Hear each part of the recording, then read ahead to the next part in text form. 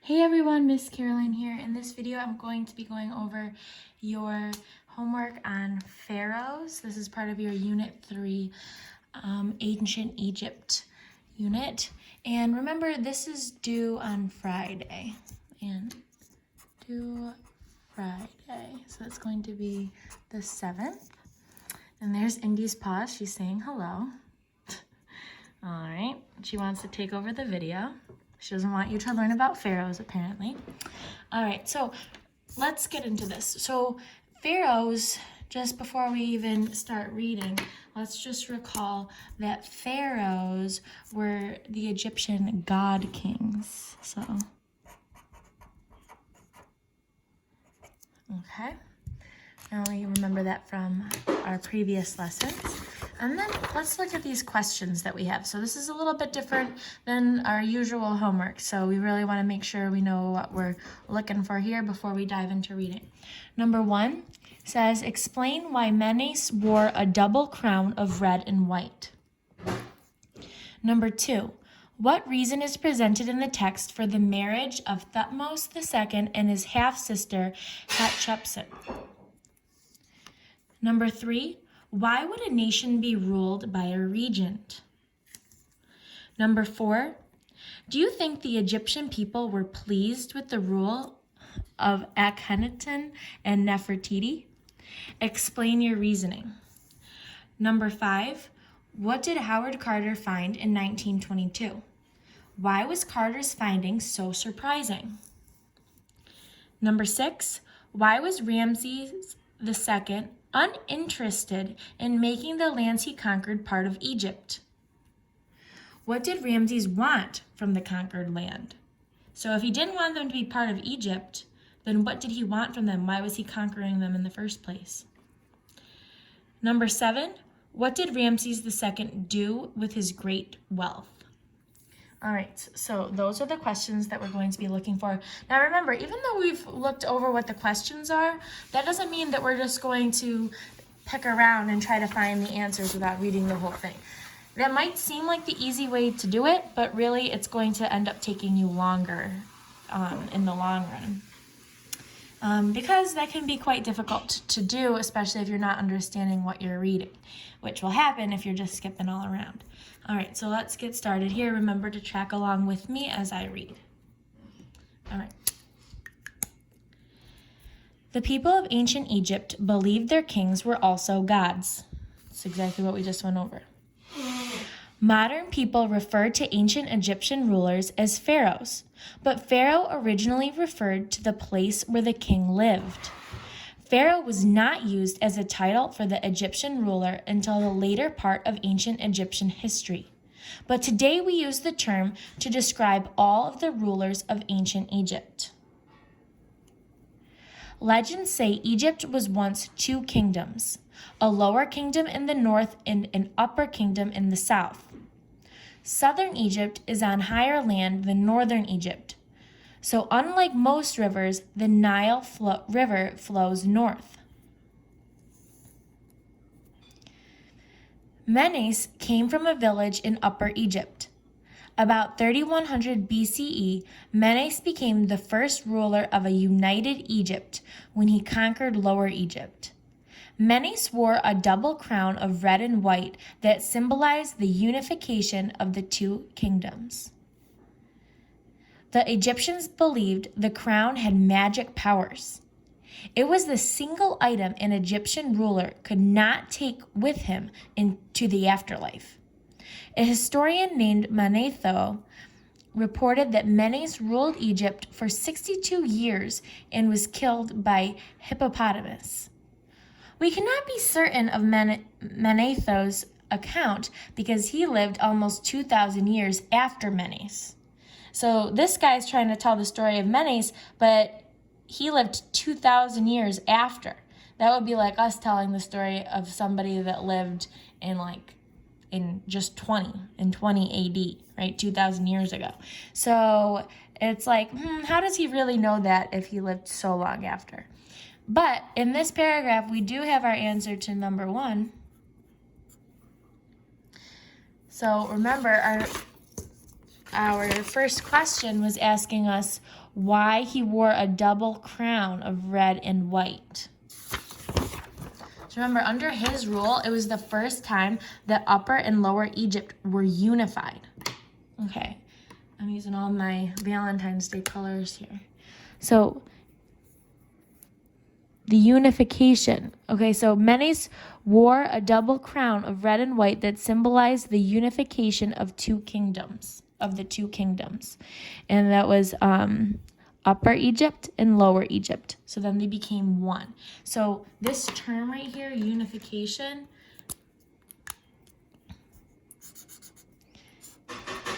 they're talking about the two kingdoms coming together as one.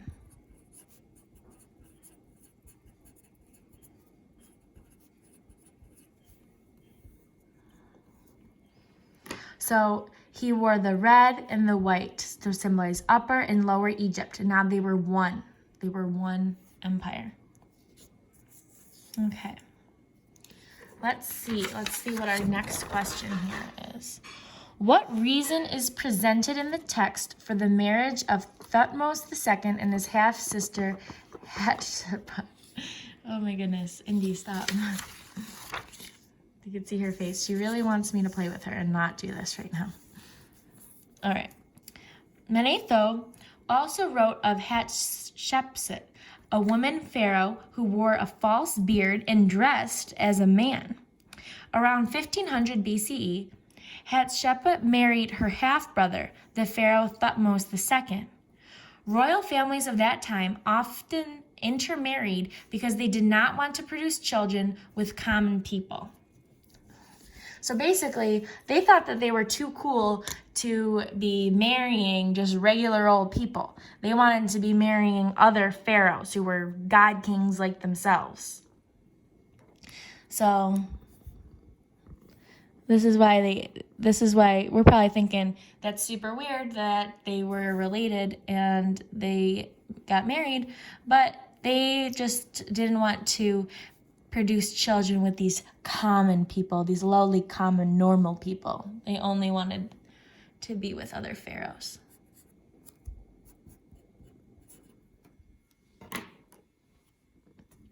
All right, let's look at our next question. Why would a nation be ruled by a regent? Okay, so our keyword here is going to be regent that we're looking for. Thutmose II had a son, Thutmose III, by another wife.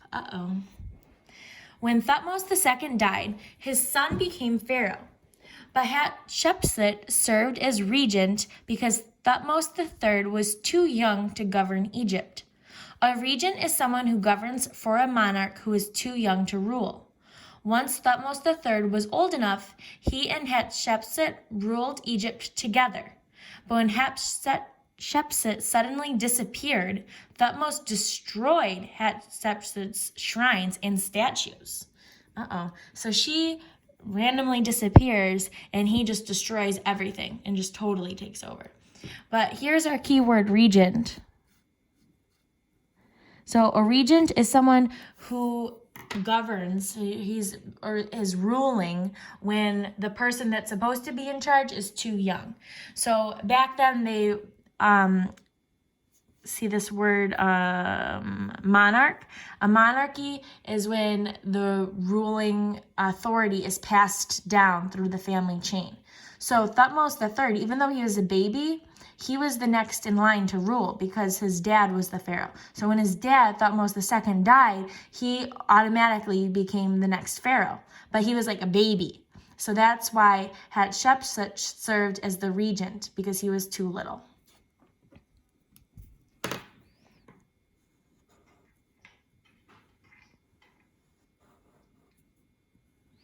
And here's where it explains that what a regent is. A regent is someone who governs for a monarch who is too young to rule.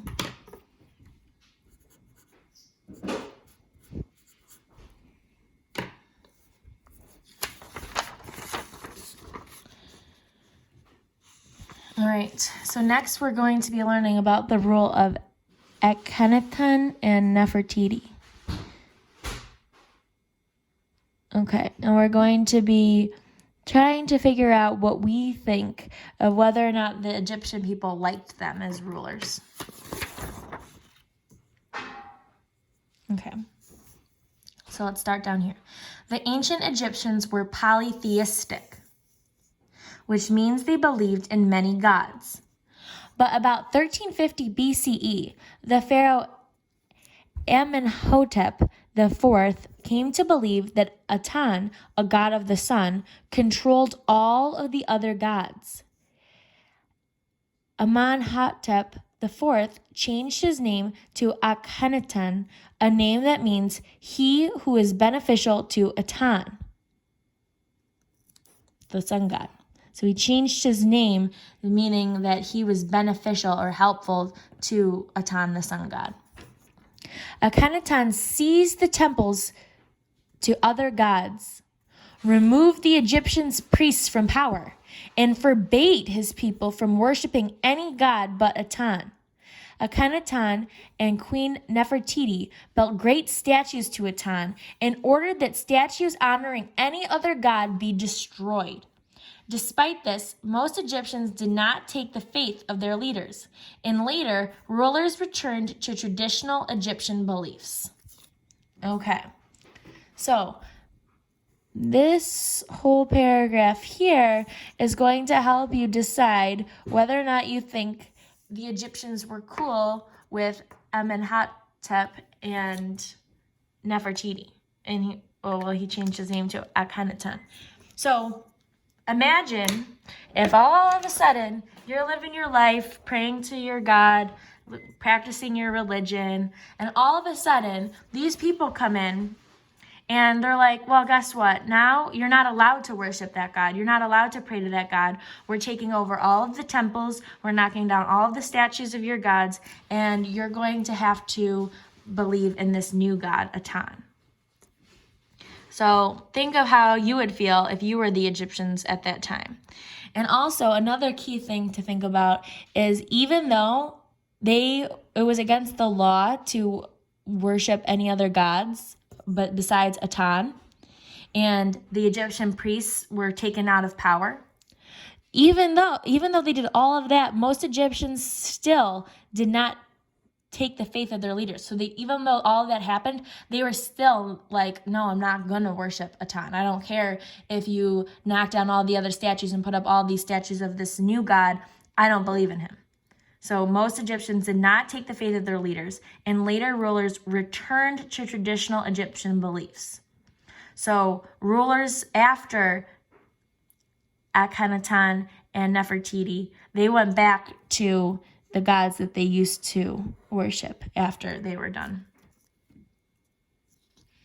So you're going to use that to help you decide whether or not you think the Egyptian people were pleased or were happy with the rule of Akhenaten and Nefertiti. And the next one we're going to be looking for is what Howard Carter found in 1922 and why it was so surprising. So this is a two-part question.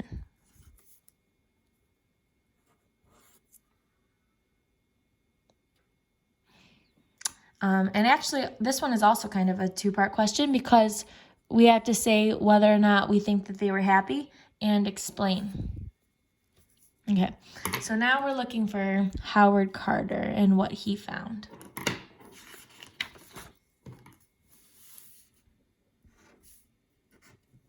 Okay.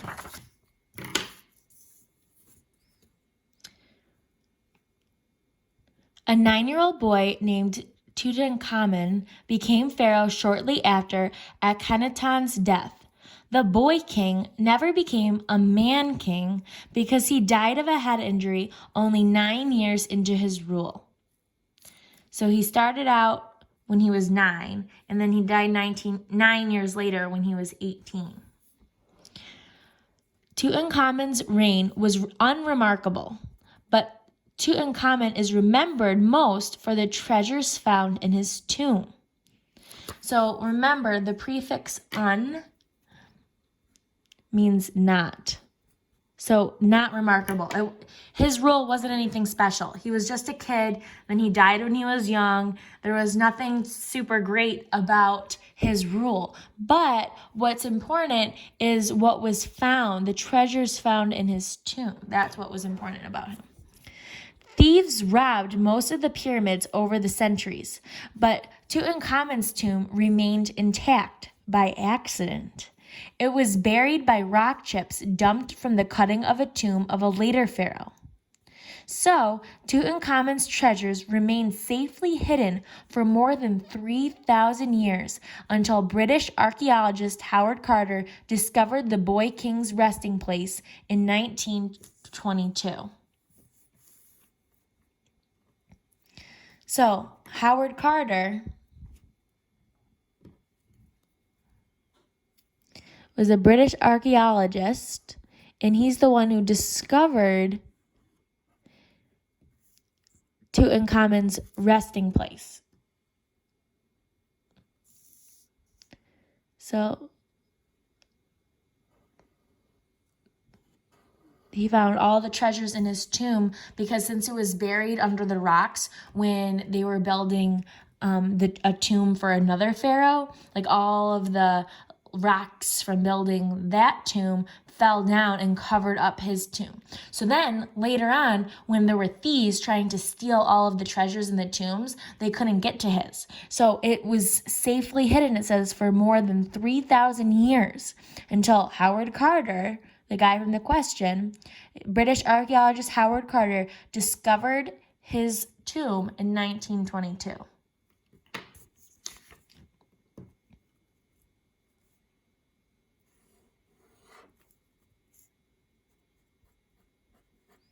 So that's number 5.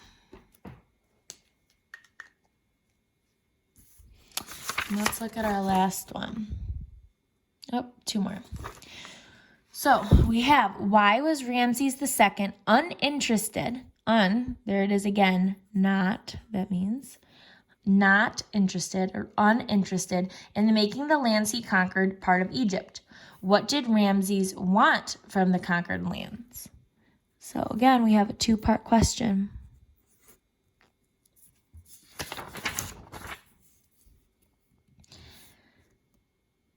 Egypt's most powerful pharaoh was Ramses II, who led armies that conquered many faraway lands. Ramses II did not expand the borders of Egypt to include the lands he conquered. So that's where it says that he didn't include those lands that he conquered into Egypt.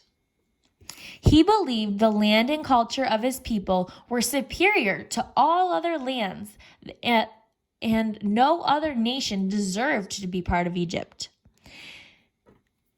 Okay, so again, he's another kind of cocky pharaoh. He is like, you know what? We're better than all these other lands. So yeah, I'm going to take them over, but they're not special enough to be part of Egypt. They don't deserve to be part of Egypt. Instead, Ramses II's armies forced the conquered lands to pay tribute. Tribute is payment for protection. So basically, he would go in with his army, take over an area, and say, well, you know, you're not special enough to be part of Egypt, but you're going to pay us money, and because you give us that money, we'll protect you from other lands. Okay. So here we have the answer to number 6. And the last one here is, what did Ramses II do with his great wealth? So he's taking over all these lands and getting money from them. So what did he do with all of that wealth? Wealth, another term for money. So what did he do with all of that money? Ramses II used his wealth to build palaces and temples throughout Egypt. By the time of his death in 1213 BCE, Ramses II built more monuments than any other pharaoh. So he used all of his money to build palaces and temples throughout Egypt, which ended up being more than any other pharaoh. So now that we're done and we can look over where we found our answers, you can see why we don't want to just skip around. They kind of went right in order for us, and each part flowed into the other and helped us understand the next part. So it's always important to read the entire passage when you're doing these. All right, and lastly, let's go over our sentence stems. Okay, number 1, explain why Menes wore a double crown of red and white. So you can say, Menes wore a double crown of red and white because, and then the answer. Number 2, what reason is presented in the text for the marriage of Thutmose II and his half-sister Hatshepsut? So we can just say Thutmose II and his half-sister Hatshepsut got married because.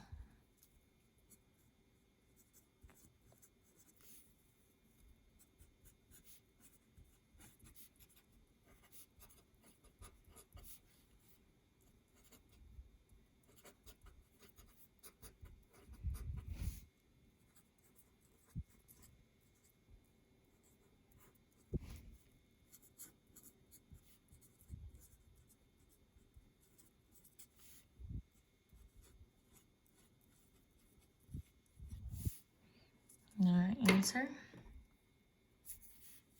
Next one, why would a nation be ruled by a regent?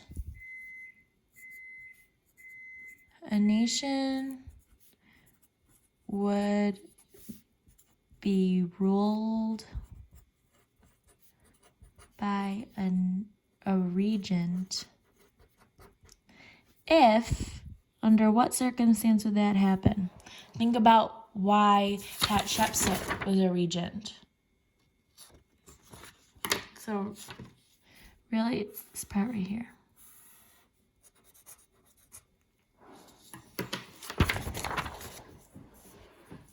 Okay. Number 4, do you think the Egyptian people were pleased with the rule of Akhenaton and Nefertiti? Explain your reasoning. So you're either going to say,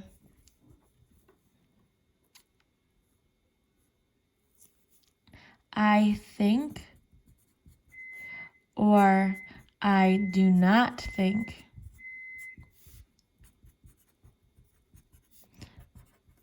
the Egyptian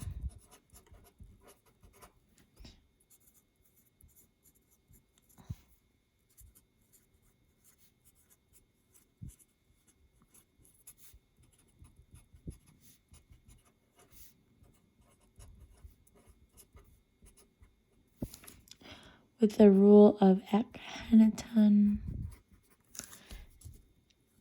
and Nefertiti.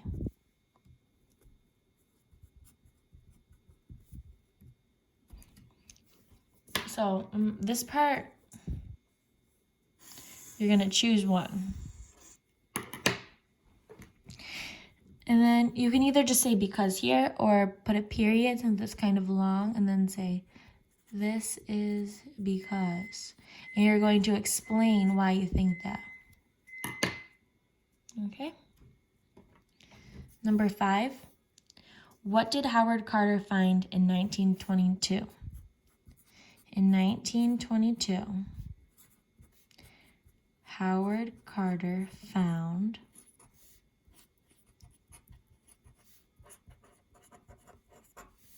you're going to say what he found. That's for the first part. For the second part, you're going to explain why it's so surprising. So we can say, this was surprising because.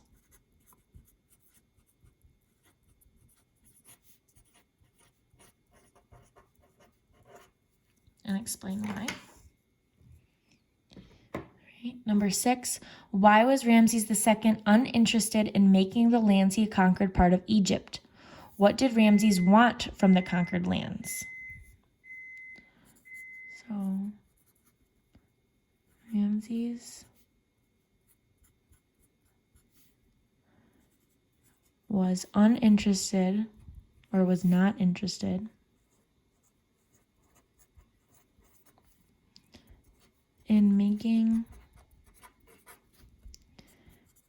the lands he conquered part of Egypt because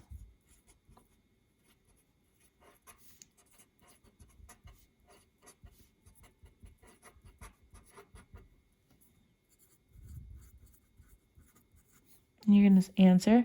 And then, what did Ramses want from the conquered lands? So you can say he wanted blank. You're going to put your answer from the conquered lands. I don't know if you guys can hear that beeping, but I'm sorry if you can. It's the oven timer going off. All right, and what did Ramses II do with his great wealth? So let's say Ramses II. Forgot to switch up my color. I was going good. Had a nice little pattern going. Ramses II used his great wealth to, and you're going to say what he used that great wealth to do. What did he build? I'll give you a little hint there. All right. So this has been your review of your Pharaohs homework from your unit on ancient Egypt. Remember that this is due Friday. I hope this video was helpful to you, and please let me know if you have any questions as you start completing it.